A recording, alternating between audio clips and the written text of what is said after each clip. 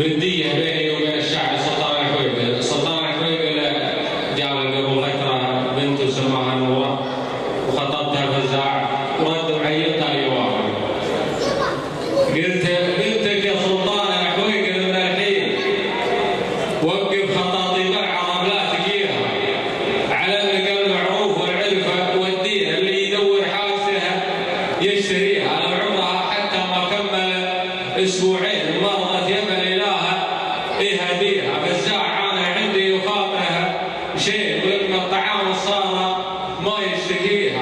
قريت في عيونها كلام المحبين وعرفت من نظراتها انها يبيها. قلت تعرفها زين قال الله يعين لو ما عرفها زين لها اهتويها. وفي نوره ما تجي شيخه الزين يا ابوي بعض علوم كسرها عليها. ضحكت قلت انسان عيا السليطين بنته حر يبغى يحتميها. قال يتخيل امهات العرانين وانسان عيا راح تبوي فيها.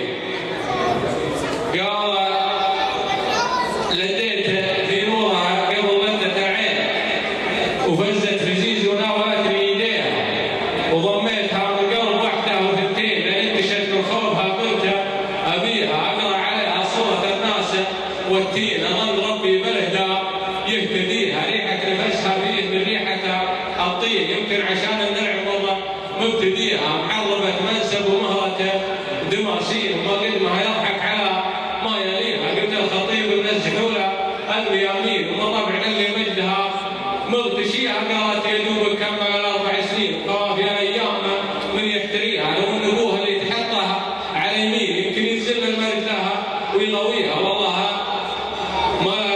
ما غزل عند القبائل قوانين والناس هذه ربها مبتليها. عناد كفرنا الرجالين يمكن تحصل قوة تبتديها ما هي شيبانيها من الشيابين.